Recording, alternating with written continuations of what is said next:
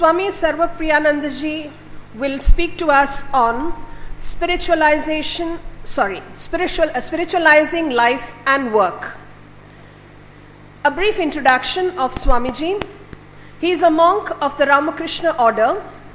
He joined at Ramakrishna Mission Vidyapith, Deoghar in 1994. Since then, he has served the Ramakrishna Mission in various capacities, including being the Vice Principal of the Deoghar Vidyapith, the Principal of Shikshana Mandira Teachers Training College at Belur Math, and as the first Registrar of the Vivekananda University at Belur Math, Howrah. At present, he is the Acharya of the Probationers Training Center at Belur Math, Howrah. His areas of interest are spirituality, philosophy, management science, psychology, and education. I extend a warm welcome to you. So now the floor is open for the interactive session by Swami Sarvapriyanandaji. Over to you.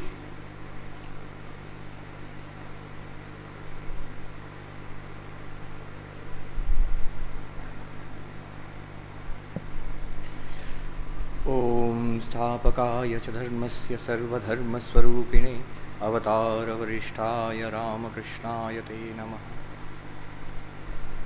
Revered Swami Jitakamanandaji Maharaj, other revered monks, brahmacharis, respected teachers from different colleges and universities, and other guests. It's a pleasure and a privilege to be here with you all in Mangalore on this beautiful, balmy morning. And the subject which I have been given, spiritualizing life and work, is a subject that is very close to my heart. Basically, what I will be doing is exploring the core teachings of Swami Vivekananda. What are those teachings?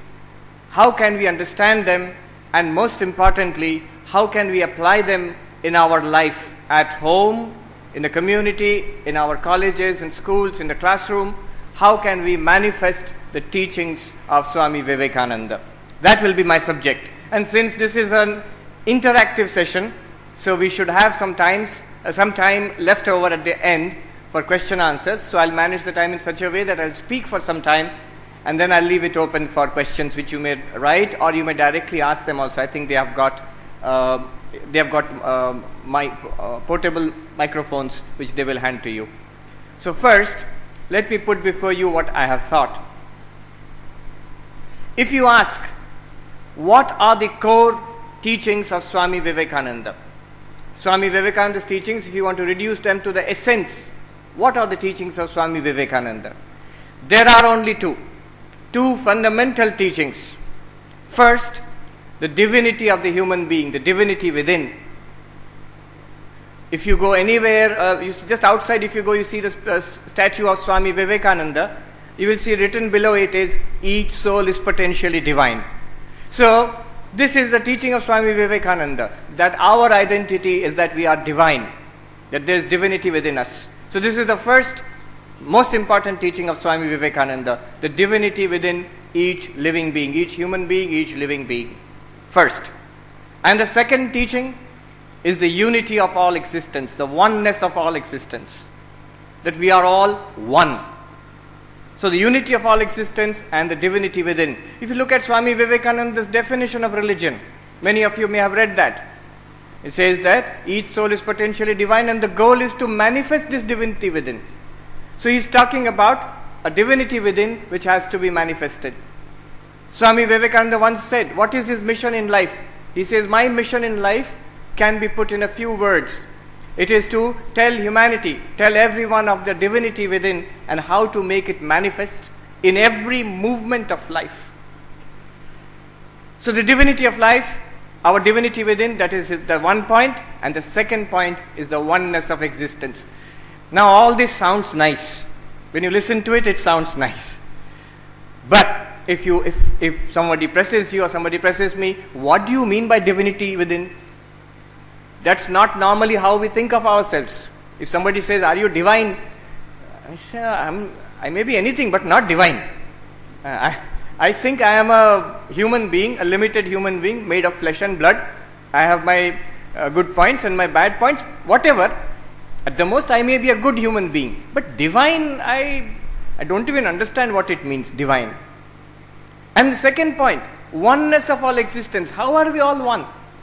It sounds nice, we are all one. But how? Bodies are different. Minds, our biographies are different. Our histories are different. Our minds are different.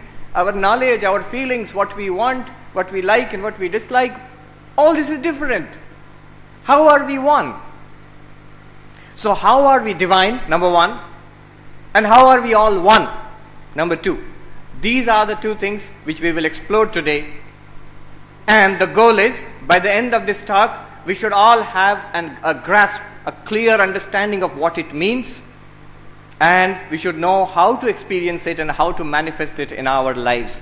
So that is our goal. I remember, this is not relevant, but I can't resist telling you a little funny story. I was in Ramakrishna Mission Vidyapit Deoghar, which is a residential school for boys, for little boys, and they stay in a hostel, and the Swamijis are wardens, are hostel wardens. They look after the students. And there is a rule. Every week you have to write a letter to your mummy or papa. And one boy, and it's a big job for a little boy, you know. So one boy in class 9, he said to his warden, another Swamiji, "Maharaj," he says in Hindi, "Kya likhna hai? Har saptah kya likhna hai? Nothing to write about. What can I write to my mummy and papa?" He said, "No, it is the rule. You have to write." "No, what do I write?" He said, "All right, I will dictate. You write. Dear mummy and papa, I am fine." You write? "Okay, I am fine. I read in class 9. I read in class 9. A little poem is making it rhyming. I am fine. I read in class 9. My warden is divine. So, what is this divinity? That is what we are going to explore. To understand this, how we are divine, what is the meaning of divinity within, and how are we divine, I shall refer to one of the greatest sages and scholars of India from Karnataka itself, Vidyaranya Muni, who lived here some 600 years ago, one of the glorious figures from the history of Karnataka and of course India. He is well known as the author of the great Vedantic text Panchadashi. But there is a smaller text, a very small text called Drishya Viveka, a very small book, a few shlokas only. The author of that book, some people attribute it to Shankaracharya, but most modern scholars are of the opinion that this book was written by Vidyaranya Muni. So in a Ramakrishna Math publication, Drishya Viveka, if you look at it, translation, very good translation is available in English. In the publication, if you look at that book, it's written Drishya Viveka and the author will be blank because it is a little controversial who wrote it. But most scholars are of the opinion that Vidyaranya Muni from Karnataka itself, some more than 600 years ago, he wrote that book. Today, to answer our first question, how am I divine? That's the first question. To answer that first question, I shall refer only to one shloka, the first shloka of Drishya Viveka. You need not worry, I am not going into the intricacies of Sanskrit. We'll deal with it in lucid English. The first verse itself is a stunning verse. I will explain it, but one condition is there. You have to follow me very carefully. It will go in 4 stages. So you have to follow me each step of the way. If you miss one step, you will be lost. You will not be able to catch the next one. It's a very vital question, and I can guarantee you, with ISO 9000 mark, that you will be most happy and satisfied by the time you have understood this first verse. But you must follow me carefully. You've already had tea, so tea or coffee, whatever, there is no excuse for sleeping. You must follow me carefully. I will tell you, I will repeat a few times also. Let us go into it. The idea is very simple. Drik means drashta, the one who sees. One who sees. And drishya means what is seen. What is seen. Very, very simple idea. I am the drashta, I am the one who sees, and this mic and this audience, this beautiful hall is all drishya. What is seen. I am the seer and all this is seen. You are the seer. Each one of you. Drashta. And all this whatever you are experiencing is all drishya for you. Drik drishya viveka. The third word is viveka. The original Sanskrit term, this viveka, it comes from vivich prithak karane, to separate. Viveka, Vivekananda, to separate the real from the unreal, to separate the true from the false, to separate the permanent from the impermanent. Viveka means to separate. So drik drishya viveka, now you can tell me, means to separate, to clearly understand what is drik or drashta, and drishya, what is drishya. To separate the drashta and drishya. Drashta is you or I. So actually this is a method of understanding who am I. This is the method of understanding who am I truly. You will say, Swamiji, I know who I am. Such a big biodata I have got, so many papers I have published, so many degrees I have got. This is my biodata, this is who I am. That is what Vedanta is telling you. You do not know who you are. It seems beyond question that you know who you are. We know who we are. Vedanta is questioning this fact which we regard as beyond question. It's saying that you do not know who you are. And I will demonstrate just now that what you thought about yourself is not correct. And the truth about yourself is much more amazing than you could have ever imagined. Drik drishya viveka. First step. It says, Rupam drishyam lochanam drik. Very simple. Rupam drishyam lochanam drik.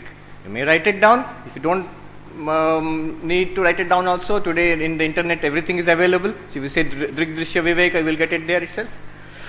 And the book is available. Rupam drishyam lochanam drik. What does it mean? This entire world of color and form. You are seeing such a colorful assembly here. This is Rupam. It is drishya. And what is seeing all this?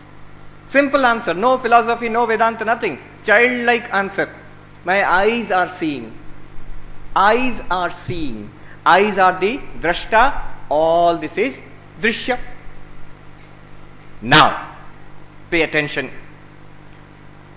Three things you have to remember here. First of all, drashta and drishya are different. Number one, drashta and drishya are different. Which is very obvious. This mic is different from my eyes. It's separate from my eyes. Different means separate. Separate from my eyes. My hand is separate from the eyes because I can see it. In fact, to see anything, that thing must be separate from your eyes. Imagine if I brought this mic very close to my eyes. If I brought it here, I won't be able to see it. You bring your hand here, you can't see it. The only thing that the eyes cannot see are, can you tell me? Eyes themselves, correct. The eyes cannot see the eyes themselves. Eyes can see something that is different from the eyes. So drashta and drishya are different. Number one, this is an operating principle which we will use now, step by step. So first thing you have to remember, drashta and drishya are different. The second thing is, eyes remaining the same. You see so many drishyams are there. Different colors, different people, chair, table, light, fan. Millions of things are there for the same eyes to see. Drashta is one. Drishyam are many. This is the second thing to understand. Drashta is one. Drashta is one. By that I don't mean I am one-eyed. Eyes are two in number, but the organ of vision is one. The power of seeing is one. So drashta is one. The drishyam are many. Second point. Third point. Drashta remaining the same, the drishyam keeps on changing.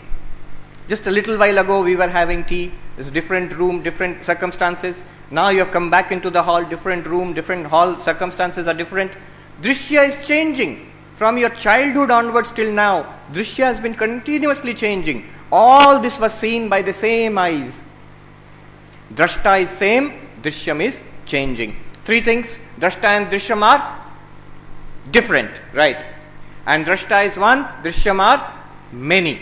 And third, drashta is unchanging, drishyam is continuously changing. First step is eyes are the drashta and drishyam is this world, rupam. And for that you can apply these three things and you can see drashta is separate, drishyam, rupam is separate, eyes and rupam are separate. Eyes remaining the same, rupam are many, millions, varied, and eyes remaining relatively unchanged or unchanging, the rupam is continuously changing. And that is true not only of the eyes, true of the ears also, ears and sound, our skin and touch, in fact all the sense organs, they sense and there are sense objects, rupa, rasa, gandha, sparsha and so on. First stage. What is so great about it? Common sense. No philosophy, no Vedanta, nothing. Let us go on one step further. You see, Vidyaranya Muni was a classic teacher. The golden rule of teaching, which you all know, is to go from the known to the unknown. From what is near to what is far. You want to take the student into something very intricate and deep, so you should take the student from what is known to the student step by step to the unknown. So you see how we are going into the unknown now. What is, he has said now, Rupam, Drishyam, Lochanam, Drik, very much known to us. A child also understands this. Next step. So this first step, second step. My eyes are open. Do I know it or not? Yes, I can feel it. Or eyes are closed. Or eyes are itching. Or I can see very clearly. Or I cannot see clearly, I need spectacles. All these things about my eyes, I know them. Do I not know them? The condition of my eyes. So, the eyes become the drishyam. Why? Because I know the eyes. Eyes I can see well, I cannot see well. Eyes are healthy or unhealthy. Eyes are open or closed. What is this fellow talking about? It's so boring, I cannot keep my eyes open. I know it. Nobody else may know it, but you know it. Which means all the conditions of the eyes, whatever the eyes are going through, it is known to us. That is what Vidyaranya Swami says next. Tad drishyam driktu manasam. The eyes become drishya. Mind becomes the drashta. What is happening to my eyes? Why only the eyes? Ears, nose, entire body. What is happening to my body? I can understand. From within. Through my mind. The mind understands what is happening to the body. So the mind becomes drashta. The eyes and the rest of the body becomes drishya. And drashta and drishya are same or different? I can't hear you. Different, yes. Eyes and the mind, they are different. Drashta and drishya are different. And the different conditions of the eyes, or the ears, or the nose, or the skin, entire body, variety of conditions. Good and bad, healthy, unhealthy, so many things are happening in the body all the time. And the mind knows it. The same mind, the same drashta knows the variety of drishyam in this body.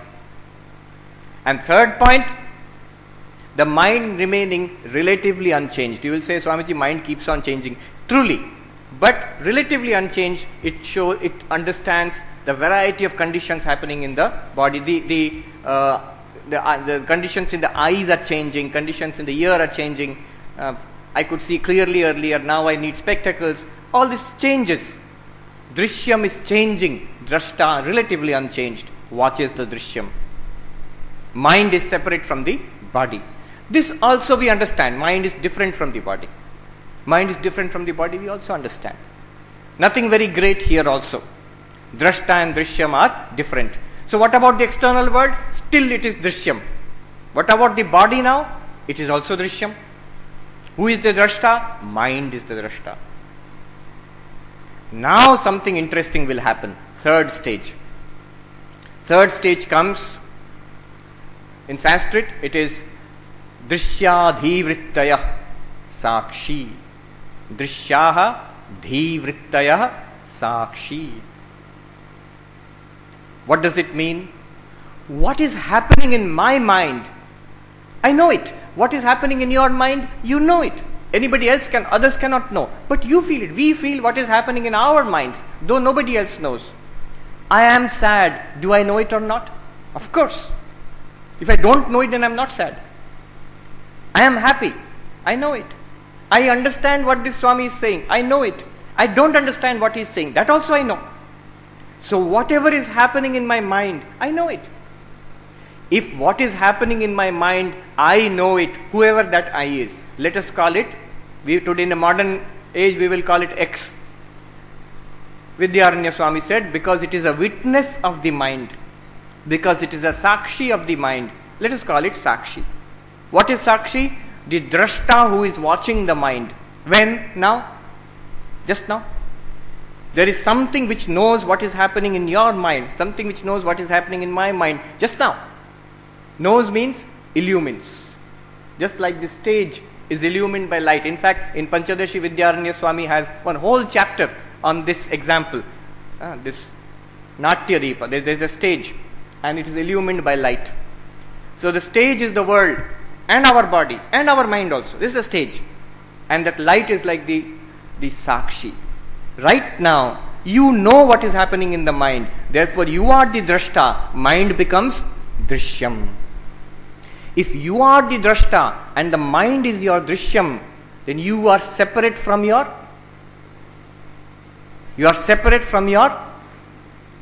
terrible thing. You are apart from your mind. You are not the mind. You are apart from your mind.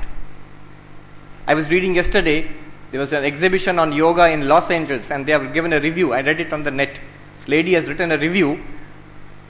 Yoga has come from India and USA. We use it for physical health. It's very good. But we must remember, the first person who introduced yoga to USA was Swami Vivekananda more than 100 years ago. And he told us, Americans, he told us, you are not your body, you are not your mind. And then she writes, I don't know which one would have disturbed Americans more. You are not the body also, you are not the mind also. How are you not the mind? You are the witness of your mind. If you know your mind, you have to admit that I know my mind. I can feel it. In that case, you must be different from your mind. You are the Sakshi of your mind. You are the Drashta of your mind, not the mind. There is an interesting story about this in the Himalayas. In Uttarakhand, in Gangotri, I heard this story. That actually I read about this story in one place, in Uttarakhand. One gentleman, he went to the Himalayas. He was sad, miserable. He's a businessman, Sethji, very miserable. And he went to a Mahatma, a monk living high in the Himalayas. And the idea there is, the higher you live, more wise you will be. Yeah, so which is not true, let me tell you. I met one Swami who was living in above Gomukh and further, Tapovan. He was living there. And I asked him, you tell me truly, I am also a monk, you are a monk, tell me truly, is it worthwhile living there? He said, Swamiji, kuch bhi nahi hai udhar. He said in Hindi, it is very difficult to survive. Don't go there, it is a useless place. Anyhow, this man went to the monk and he asked that monk, he said, in Hindi, I read the thing in Hindi, he said, Main bahut dukhi hu, I am very miserable, I am very sad. And that monk said, now you can understand why he said it. You know the philosophy already behind it. That monk said to him, Aap apne dukh ko jante hain, do you know, you feel your misery? Do you feel your misery? He said, yes, of course I feel my misery, that's why I have come to you. I feel it, I am miserable, I have come to you. Immediately that monk said, अगर आप अपने दुख को जानते हैं तो आप दुख के दृष्टा हैं, आप दुखी नहीं हैं.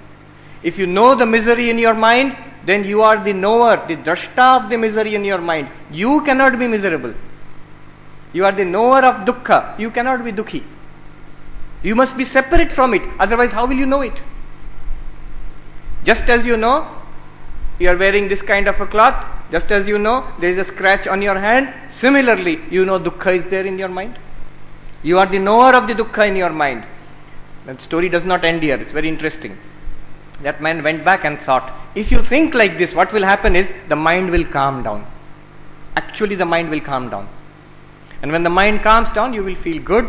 And that Sethji also felt good. He went back to the monk and he said, Mahatma ji, aapne theek kaha. Mahatma ji, you are right. मैं अब बहुत शांत हूं. I am very peaceful now. I am peaceful now. Immediately the Mahatma scolded him. He said, आप शांत नहीं हैं, आप अपने मन के शांति की दृष्टा हैं. You are not peaceful, you are the drashta of the peace in your mind. Look at the wisdom of this step. The moment you become identified with the peace in your mind, mind was very disturbed. I do yoga, prayer, meditation, or drishya vivek, whatever, and mind becomes calm. Oh, now I am calm. Big mistake. Big mistake.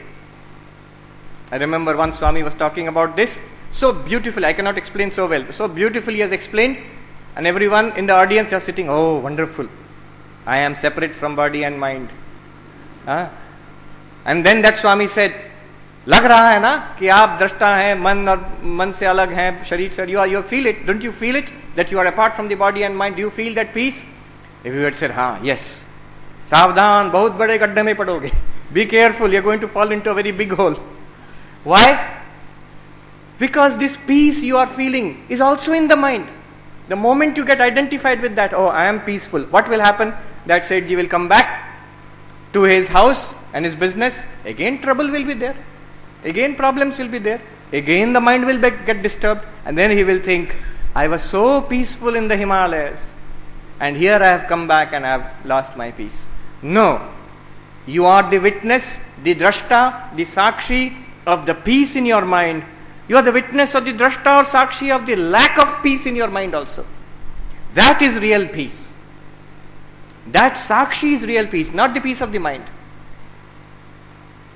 In Mandukya Upanishad, one of the names of Atma or sakshi is Shantam. Shantam Shivam Chaturtham Manyante. And those who know Advaita, Mandukya Upanishad, Shantam. Atma is, the sakshi is Shantam. It is peace itself. It's not peaceful. It is peace itself. So, third step, we get, you are the sakshi of your mind. And what about the body? Sakshi of the body also, through the mind, the body. What about the world? You are the sakshi of the world also. World is your drishyam. Body is your drishyam. Body continuously changing. Childhood, youth, middle age, old age, sick, healthy, all drishyam apart from you. Mind is your drishyam. It is as much a drishyam as this mic. It's separate from me. You never say, I am the mic. Swamiji, don't shout, you are hurting me, I am the mic. You don't say that. Mic is separate from me. Similarly, the body is separate from you, you are separate from the mind also. Mind is sometimes happy, sometimes not happy, sometimes working well, sometimes not working, sometimes sharp, sometimes dull, changing. Sometimes asleep, sometimes dreaming, changing. You are the sakshi of all of that. Very good. You are not touched by the problems of the world. That sakshi is not touched by the problems of the body. That sakshi is not touched by the sufferings of the mind. Not a question of doctrine, not a question of believing in it. You have to understand. You will see it is very clear. It's very clear. Of course, after becoming clear also, to stay as that sakshi is not easy at all. Swami Vivekananda, one of the pranam mantras of Swami Vivekananda, written by Shashi Maharaj, Swami Ramakrishna Math, a beautiful mantra. Now you can understand, I won't have to explain also. It says, it's a pranam to Swami Vivekananda. Anitya drishyeshu vivichya nityam tasmin samadhatta ihasma leelaya viveka vairagya vishuddha chittam yosau viveki tamaham namami. I salute that viveki. Remember, viveka means separation. Understanding separately. I salute that viveki. What did he separate? Anitya drishyeshu vivichya nityam. He has separated the permanent from the impermanent drishya. Anitya drishya. So he has separated the sakshi, who is the drashta, from the impermanent drishya. Said Maharaj, we have also done that, so I am also Vivekananda now. But wait, the second line is dangerous.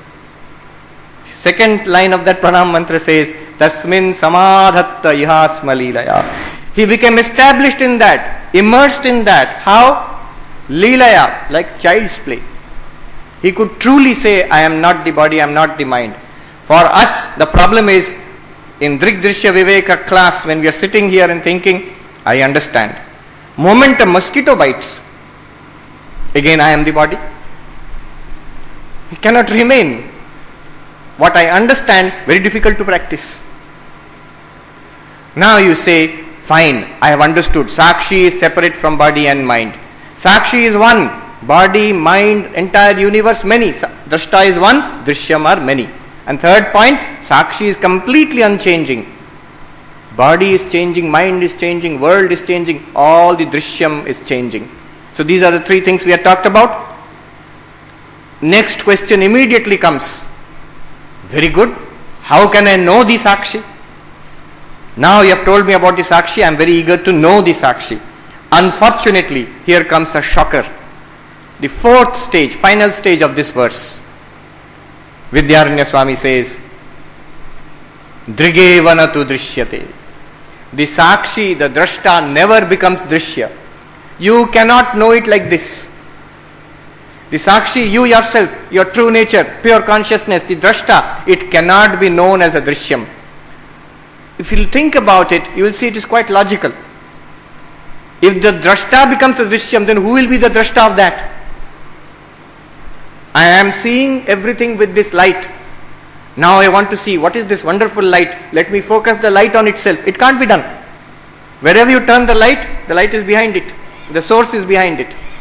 So the Drashta, it cannot become a Drishyam. It cannot become an object of our knowledge. You cannot see it. You cannot hear it. You cannot touch it or smell it. You cannot even think about it. What use is it then? It is you yourself. It is your true nature. You are one with it. You can only be one with it. What is the advantage of that? The advantage of that is nothing in the Drishyam, this world of sights and sounds and smells, nothing can touch you there. That is why you can understand now Shankaracharya's famous Nirvana Shatakam, we have all heard. Chidananda Rupa Shivoham Shivoham, you must have heard.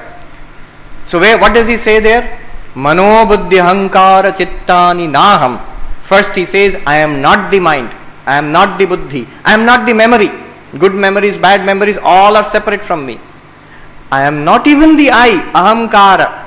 I am not even the I, ahamkara. I am none of that. Then what am I?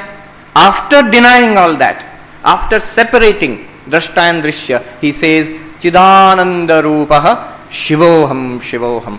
That Sakshi within you, that Sakshi within me, within all of us, is that Satchidananda, Chidananda Rupa Shivoham. This is what Swami Vivekananda means when he says the divinity within all of us. Our first question, Swamiji, what is the first question? I forgot. Lecture was so interesting that I forgot the question itself. The question is, we are divine. Swami Vivekananda says that. What is the meaning of this divinity? How are we divine? This is what Swami Vivekananda means. That beyond the body, transcending the mind and the senses, there is an unchanging reality which you are or which I am. And that is called the Sakshi, Atma, Drashta, whatever you call it. It is consciousness. Why is it consciousness? Because it enables us to experience. It's like a constant light. It enables us to experience. Let me try a small experiment here. You are seeing many things. Now my question is, you are seeing many things but you cannot see your own eyes. You cannot see your own eyes. You are unable to see your own eyes. How do you know that you have got eyes? I am seeing so many things. How do I know that I have got eyes? Because I can't see my eyes. Whatever I see, I know there is a mic. How do you know there is a mic, Swamiji? I see it. I know there is an audience. How do you know there is an audience, Swamiji? I see it. Now, but eyes I cannot say I see my eyes. Then how do I know that I have got eyes? Let me make. Okay. The answer will be because you are seeing. Just now, Swamiji, you said I am seeing the audience, I am seeing the mic. If you are seeing, your eyes must be there. Otherwise, how can you see? Right? Answer is that because I see, the very act of seeing proves that I have got eyes, though I cannot see my eyes. Now one more question. By seeing what will I know that I have got eyes? By seeing what? Anything? Don't say the reflection of your eyes.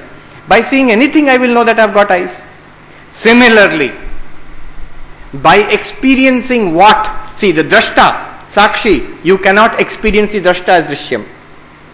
But because you are experiencing all drishyams, you know that you are drashta. Just like the eyes.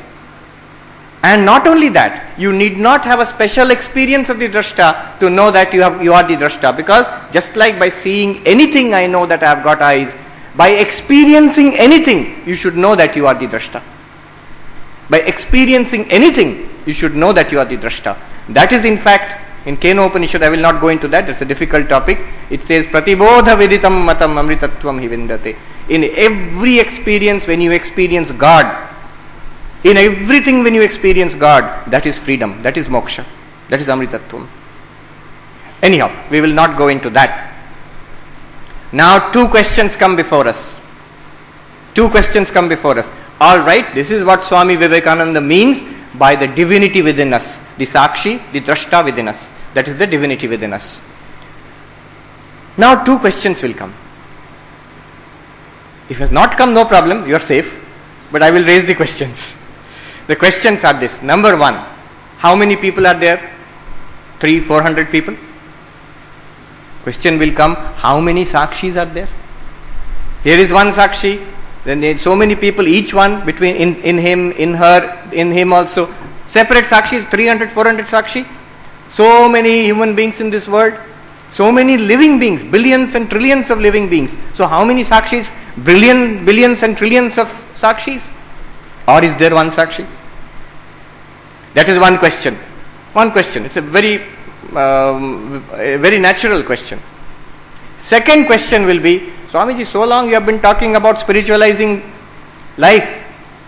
Not once you have mentioned God. Where is God? Drashta or drishya? Where is God? Drashta or drishya? Because you have divided the entire universe into two things. You are the drashta and your mind, body, external universe, everything is drishyam. Which side is God? Some may say he is there in the hall, in the temple or the church or the wherever. He is in front of us, so he is drishyam. If he is drashta, the big problem will come. Because I am the drashta. If you say God is the drashta, then I am God. Very difficult to digest that. So two questions. How many sakshis are there? And second question is, which side is God? Drashta or drishya? Sakshi are the things which are known. And both of these are answered in a remarkable verse in Bhagavad Gita. Arjuna is asking questions to Krishna in 13th chapter, and Krishna answers these questions to Arjuna's questions, and there he uses a term kshetra and kshetragya, same meaning, drashta and drishya, same meaning. Kshetra is drishya and kshetragya is drashta. Kshetra means field, kshetragya the knower of the field, field and knower of the field, exactly the same meaning as drashta and drishya.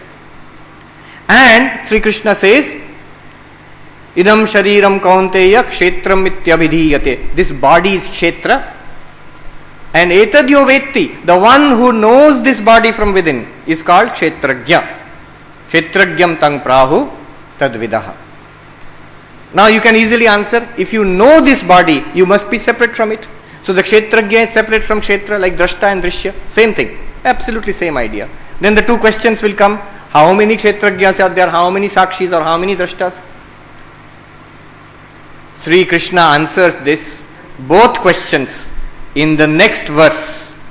In the next verse, one sentence he answers. Half of that verse is a most remarkable sentence. He says, the answer is, how many kshetras? Millions and billions or one? Kshetragyas, millions and billions or one? And where is God? Both he answers by saying, kshetragyam chapi mang vidhi sarva kshetreshu bharata. O Arjuna, there is only one kshetragya, one sakshi in all bodies and minds. only one light shining through all these organisms. And that light, that Kshetrajna, that Sakshi, you know that I am that. I means Sri Krishna or Bhagavan. Answer to the first question, how many Sakshis? One. Where is God? God is that Sakshi. That means at the level of Sakshi, beyond the body and the mind, we are all Sakshi consciousness, we are all one, and that oneness at our most fundamental level is what Vedanta understands as God. Call it Vishnu or Narayana or Shiva or whatever, Lakshmi, Kali, anything. It is our conception of God. The Vedantic conception of God is, it is the consciousness shining through all of us, beyond the limitations of body and mind. Swami Vivekananda says, I worship that God whom the ignorant call man. What we ignorantly call a human being, a living being, Swami Vivekananda says, that is the God I worship. In ignorance, you are calling it a human being or a living being. In knowledge, you will call it God Himself. That is the oneness of the universe, the oneness of all existence, which I was talking about with Swami Vivekananda's second teaching, that we are all one. What is that oneness? God Himself. And that is within us. It is our deepest level of existence. How does it help? Now you think about it. I will get the corollaries out. How it can be how it helps us and how we can practice in our lives. If God exists, why is there so much sorrow in the world? Ancient question. Every religion has to give some answer. The answer given us, some religion says that there is a shaitan who creates evil. That is why suffering is there. Somebody says there is sin. These are all correct answers at different levels. There is sin, papa, that's why there is dukkha. Somebody says, what can we do? It is God's leela, play of God, and so on. Once, Sri Ramakrishna himself was asked this by a devotee. He had gone to the devotee's house and he asked, Sir, if God exists, why is there so much suffering in the world?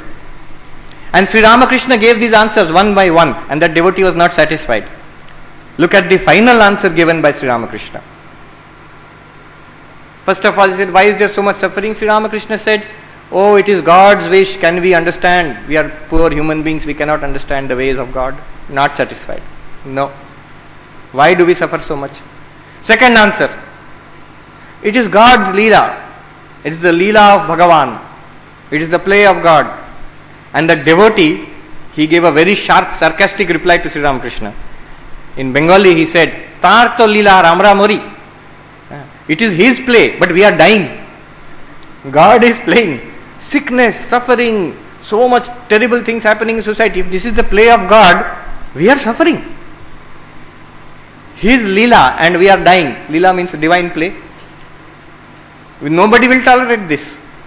You are staying in your house, in next room, next apartment, a naughty boy is playing and he hits the ball and comes to your veranda and smashes the tube light, and you catch hold of the ear of that fellow. Hey, why did you do that? It is my leela. Will you accept? Never you will accept. But God's leela, He does not accept. Then the final answer given by Sri Ramakrishna. What is the answer? Sri Ramakrishna says, that person said it, if God's leela, but we are dying, I am dying. Sri Ramakrishna said, Ar tumi ke in Bengali, who are you? Do you know who you are? That person kept quiet. You apply this method, Drigdrishya Viveka, you will end up with the pure consciousness which is watching all this, body and mind and external world, and it is the one with God. At the deepest level, you are one with God. How do you manifest this? Swami Vivekananda said, you have to manifest this divinity within, and that is done through love and service. Swami Vivekananda said, in one place he says, he who runs away from society to meditate and die in a cave, he has missed the way. He who plunges headlong into the luxuries of society, he too has missed the way. So if you plunge into society, you have missed the way. If you run away from society, you have missed the way. Then what is the way? Swami Vivekananda says, the way is to divinize life, to deify the world. What you are seeing and experiencing in society, in your body and mind in society, you find God there. Then you live there in society and serve in love and in peace and in joy. It's like this. Let me give an example. There is a wooden table, wooden chair and wooden lectern here. Lectern is there, table is there, chair is there, made of wood, suppose. Now somebody comes and tells you, this chair, table and lectern are not real, wood is real. Search for that wood. And if I say, oh, this chair is not real, table is not real, lectern is not real, wood alone is real, let me go somewhere else and search for that wood. Will I find the wood? Never. If you throw away the chair and the table and the lectern, you will never find the wood. You have to understand this chair is nothing but wood. This lectern is nothing but wood. The table is nothing but wood. In this thing itself you have to understand. Forms are different. Functions are different. Names are different. The substance, the reality is one. If you throw away all this, somewhere else wood will be there, wooden headed. You have to know the reality. And according to Vedanta, the reality is that all this which we experience is God. Is that one Sakshi shining forth in all ways. It does not matter what religion you belong to, whether you belong to a religion or you are an atheist. It does not matter what gender you belong to. It does not matter what region or caste or age or education or wealth. None of that matters. The reality is one God is playing in so many ways. And the way the way to express this manifestation of the divinity is that I am existence, consciousness, bliss. The problems of this world cannot touch me. I have a body and mind. What do I do with it? Here is the world. So many people are suffering. Swami Vivekananda said, my God the poor. God who is appearing as the poor. My God the ignorant. God who is appearing as the illiterate or the uneducated person. My God the sick. God who is appearing as the sick person. Let me serve. That service becomes worship. That service is not social service. It becomes worship. You can do that worship in your home. Swami Vivekananda says, to become religious, do I have to give up my wife or husband or children and run away to the forest? No. He says that's the activity of brutes. You see God in them. In your husband or your wife or your father or mother and children, and according to the situation, according to the person, you offer service in the form of worship. That is manifestation of the divinity within. Then you will see there will be no suffering, frustration, expectations which are dashed. No. My God is there, I offer in a humble way, I offer my worship. Let him or her do whatever she wants with that worship. May be grateful, may not be grateful. Does not matter. So in this way, Swami Vivekananda is, he started the Ramakrishna Mission, hospitals, relief activities, schools, colleges, universities, all of that is worship of the living God. This is the philosophy within. And this is a practical philosophy which you can apply in your day-to-day life. Everywhere you see God within, see God inside, see God outside, and you live your life accordingly. Swami Ranganathanandaji, who was the president of the Ramakrishna Math and Mission, he put it very beautiful, in a very few words, in a very simple way he put it. What is spirituality? He said, spirituality is when I close my eyes, I find peace within. When I open my eyes, my attitude is, what can I do for you? What can I do for you? That is spirituality, he says. Just see, it is the reverse of our usual problem. And Swamiji, when I close my eyes, so many problems come up. All sorts of household problems, office problem, career problem, health problem. Even worse, national, international problem. All comes up. And when I open my eyes, not what I can do for you, what can I get from you? This is the worldly attitude. The spiritual attitude is, I close my eyes, find peace within. You can call it Sakshi, you can call it God, whatever. If your attitude is of a Jnani, I am the consciousness, Chidananda Rupa Shivoham. If your attitude is of a Bhakta, I find my beloved Krishna or Shiva or Durga or Ganapati. We find him within. Whatever. Peace within and service to the world outside. I can go on, but this I will sum up. The two questions, divinity within is the pure consciousness shining within all of us, and how to find it? By the method of jnana, by the method of meditation, by the method of nishkama karma, and by the method of devotion. And this Sakshi itself is one among all of us. That is the unity, the oneness of all existence, and that itself is God. Okay, 45 minutes. I think I am to be congratulated. The entire sweep of Vedanta in 45 minutes is not a small achievement. But it's an interactive session and we should have questions and answers. I think we can now leave the floor open for questions and answers. Yes. Okay. Questions? Anything? Practical questions, questions related to spiritual life, Vedanta? Yes. Please tell us your name. I am Professor Nagaraj. Yes. And where are you from? I am from Manipal, MIT College. I am a professor in the electrical department. So my question is, now if somebody is very ill, he is not physically sound and he has some problems, then how he can digest these things? So what is the method to overcome? So physical problems, one of the most terrible things is severe physical pain, disease. I will give you two examples. One example is, I have heard about it, I have read about it, but I am giving you because it's in Karnataka and this Mangalore especially. Our senior Swamis know about it. Swami Vireshwaranandaji Maharaj. He was the 10th president of the Ramakrishna Math and Mission. He was from a place just outside Mangalore. A great Swami. A great Swami. We used to call him Prabhu Maharaj. I have seen him when I was a very small boy. I have got a very faint memory, but clear memory. Not faint, only once I remember. But our Maharaj here and others, they have seen him. I read a small reminiscence about him. One senior Swami saying that once Vireshwaranji Maharaj, Prabhu Maharaj was very ill. He was in Belur Math, the headquarters of the Ramakrishna Mission. He was the president of the Ramakrishna Mission, quite old. He was in his late 70s, I think, at that time, or early 80s. He was quite ill. He was lying down. And one Swami who has written this, he said, next day I went to meet him to ask him a few things. And I saw he was sitting up in the bed and doing some papers, some work he was doing. And he said, this Swami, Maharaj, Swamiji, you are ill. You are not keeping well. You should not work now. Don't work now. Take rest.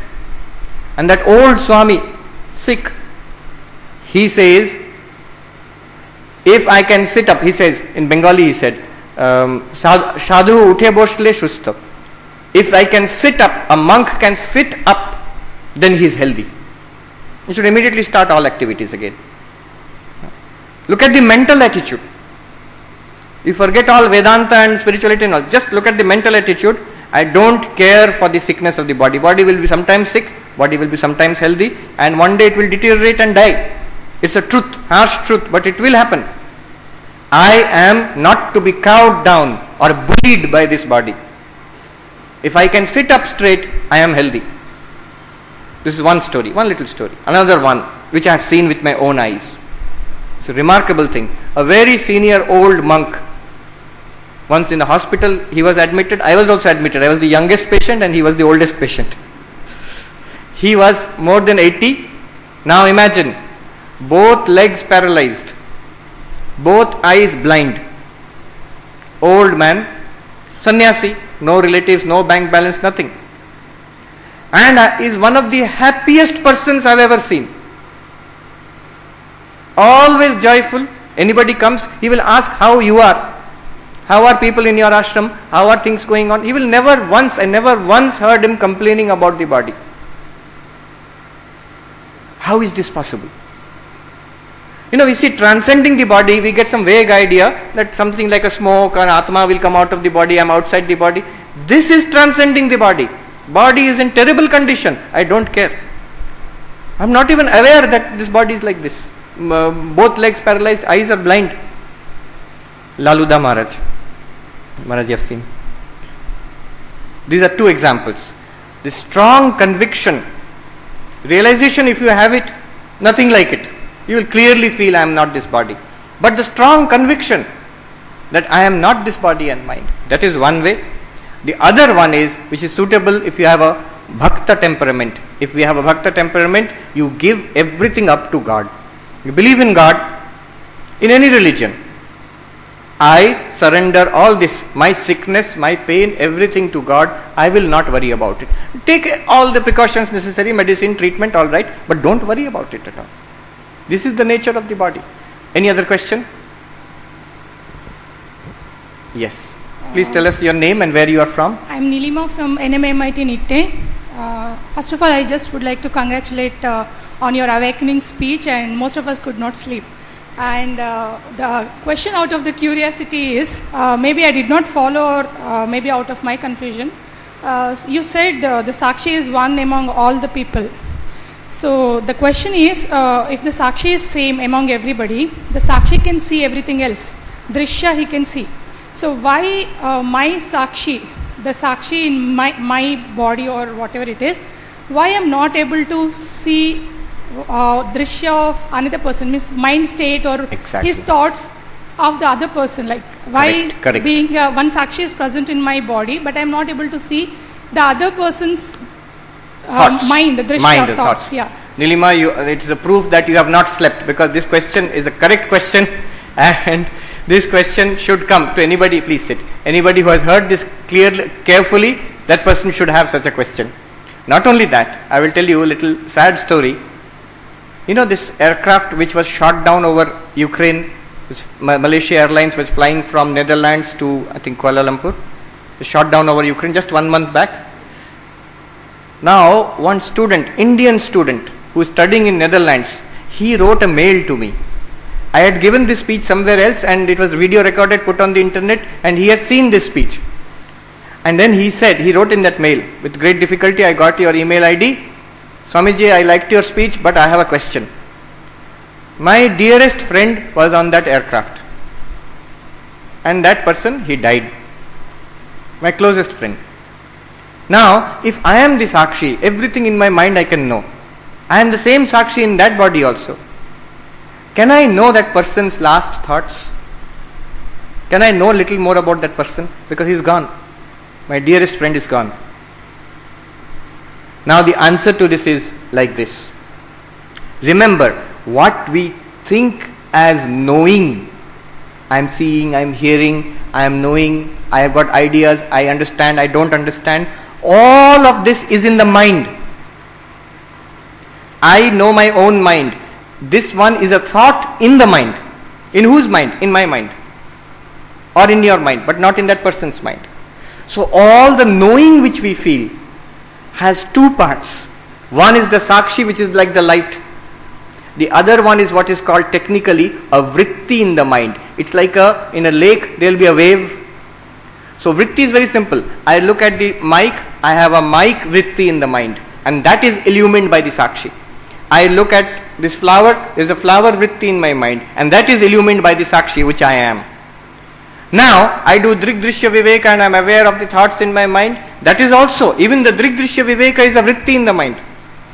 I am the Sakshi. This is also a thought. It is in the mind. Whose mind? Anybody who is doing that, in that mind only. So when you say, I know the contents of my mind, I, the Sakshi, am knowing the contents of my mind. Be very careful here. Where is this thought? In the Sakshi or in the mind? It is in the mind only. It's a thought. It's in the mind. Which mind? Your mind. So whatever you know, knowing has two parts, Sakshi and the vritti in the mind. So those vrittis, I know my own mind as the Sakshi. That's a thought which will be in your mind only, not in anybody else's mind. Similarly, all the thoughts in that mind are known by the Sakshi, you the Sakshi in that mind, and that knowledge is limited to that mind only. You want to know the contents of another person's mind, there are methods, they say in yoga, telepathy or something will be there. But Vedanta does not say that. Vedanta does not disagree. Vedanta says it's quite possible. But the point in Vedanta is you are the witness of your mind and the witness of all the minds. And being the witness, this idea is there in your mind but not in that person's mind. And all the ideas in that mind are not in your mind. So what will be illumined in your mind, what you say I know, is in your mind only. If you think about this, you will see. It is just like saying, person outside is seeing a bird. Some person outside is seeing the bird. Why? And you are sitting here, you are not seeing that bird. Or you are seeing me, that person is not seeing me. Why? Because in that body and mind, the eyes are in connection with this object, and the knowledge comes in that mind. Sakshi illumines that knowledge in that mind only. The Sakshi in that mind, the same Sakshi, will not illumine the knowledge because that mind is not in connection with this particular object. Think about it, it's not really very difficult. But thing is, knowledge, vritti jnana, is limited to the minds. Anything that we see, hear, touch, smell, all these things or thoughts which we have are limited to individual minds. All are illumined by one Sakshi.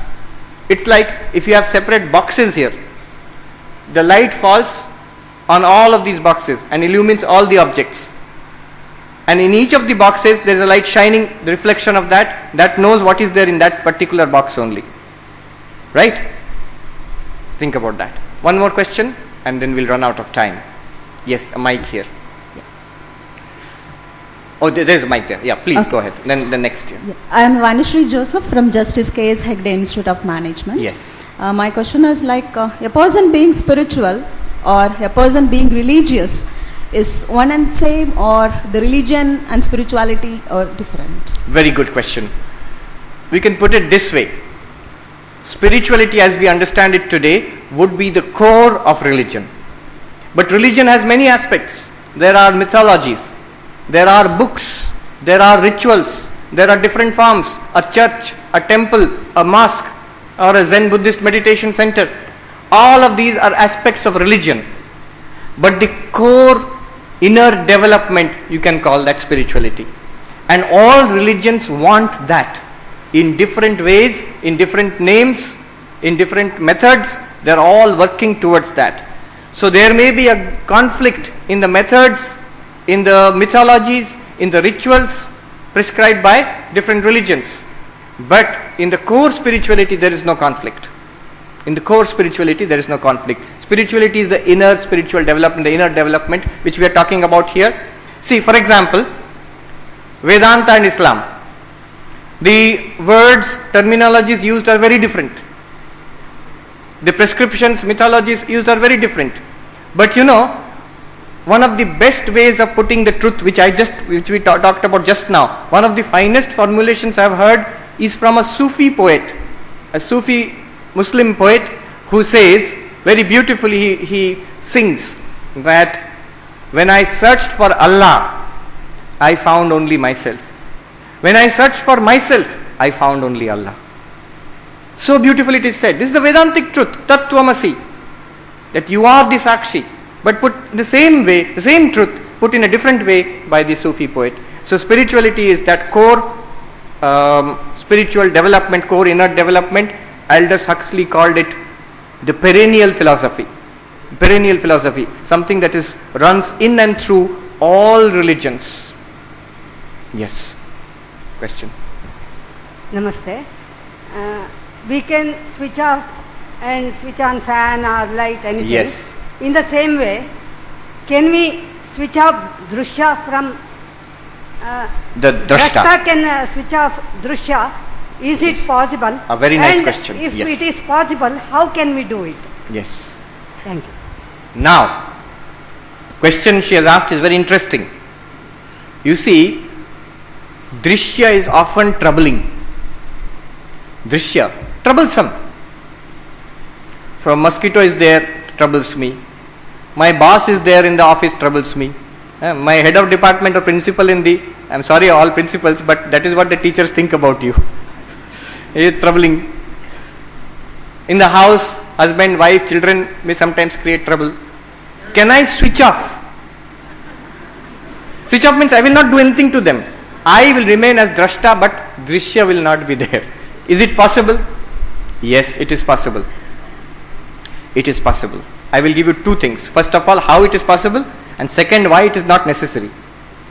First, it is possible. Yoga says in samadhi, when you remain as the Purusha, as the Sakshi, the term used in yoga is Purusha. In deep meditation, you lose complete awareness of the external world, you lose complete awareness of this physical body, you lose complete awareness of the mind also. There is no thinking. But it's not deep sleep. It's not like sushupti. It's not like deep sleep or unconsciousness, because you are fully conscious. It's a remarkable thing. One Swami, he wrote a poem in Malayali. Unfortunately, I cannot understand Malayali, but I saw the translation of the heading of that poem. Remarkable. Just the first line of the poem that shows some kind of illumination, no doubt. The heading of the poem is The Midnight Sun. The midnight sun. It is completely dark. World is completely dark, yet the sun is shining. So there is no drishyam, but full illumination is there as Sakshi. What is the meaning of this asampragyata samadhi? Patanjali, this Yoga Sutras, it says, when you have chitta vritti nirodha, where the mind is completely calm and merged in Sakshi, what happens?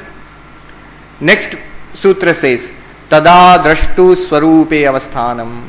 The drashta, he uses that word drashta, which we were just now using, drig and drishya, drashta and drishya. He uses, Patanjali, the founder of yoga, he uses the word drashta. Drashta swarupe, tada drashtu swarupe avasthanam. Swami Vivekananda says, just like a lake, if there are no waves in that lake, and the water is crystal clear, you can see the bottom clearly.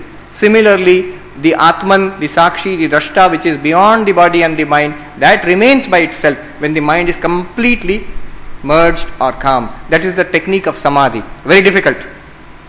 Very difficult. But that is what yogis are trying to practice. Number one. Number two, Vedanta says something more interesting. It says you need not do it. You need not do it. How? When you realize, the first truth is you are Drashta and the world is Drishyam. The second truth is, you are one with the entire universe. Atmaivedam sarvam. You as Drashta, you are everything. I was just reading today, in Ashtavakra it is said, I illumine everything, body and the entire universe. Deham menam jagat sarvam. Aham prakashayamyaham eko. I by myself am the knower of the entire universe and this body also. In that case, either everything is mine or nothing is mine. You see, the Ajnani's problem is, our problem is, we identify only with one body, then all problem starts. I am this one, all this is separate from me, I like some, I dislike some others, I have good relation with some, I have bad relations with others, I am running towards certain things, I am running away from other things. And this is my life. Only because I have identified with particular living creature. So, the Vedanta says you are one with everything. In that case, there is no separate Drishyam from you anymore. What we started with, Drashta and Drishyam are separate. Now the Drashta and Drishyam, they merge in the Drashta. I alone am all. Kshetragyam chaapi mang viddhi sarva kshetreshu bharata. If I am one with all, then my relation with all, friends, enemies, people who are indifferent to me, all of that will be same, because I am in all these forms.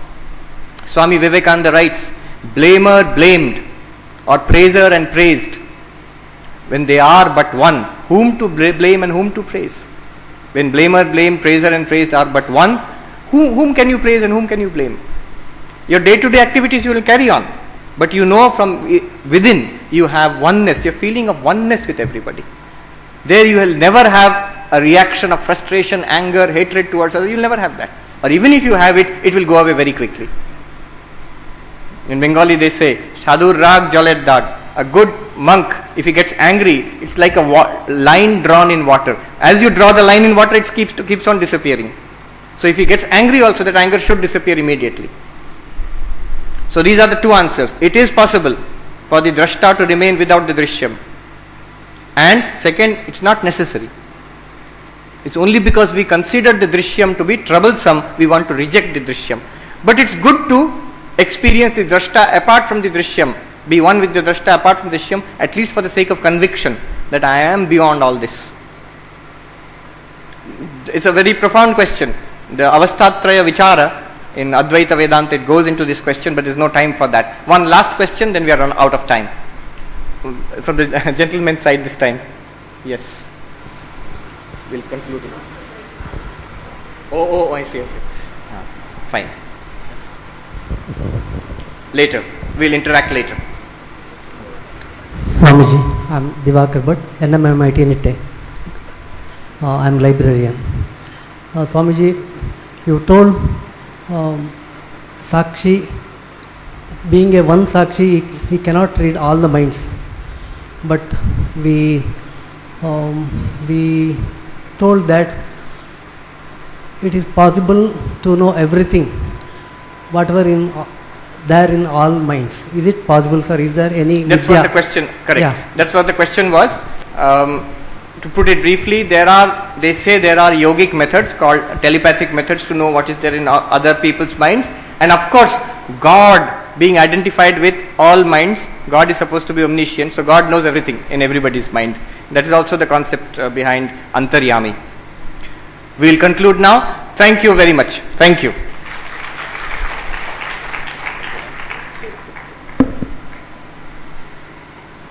I'm sure with this discourse, as I'm left to ponder, you're also left to ponder and wonder how to realize self. I do infer that every man is a volume in himself, and what one needs to do is learn how to understand self so that he can be a better individual himself and can create the change in the lives of others as we teachers are role models to our students. On behalf of the organizers, I thank Swami Sarvapriyanandaji for his discourse. Thank you, Swamiji.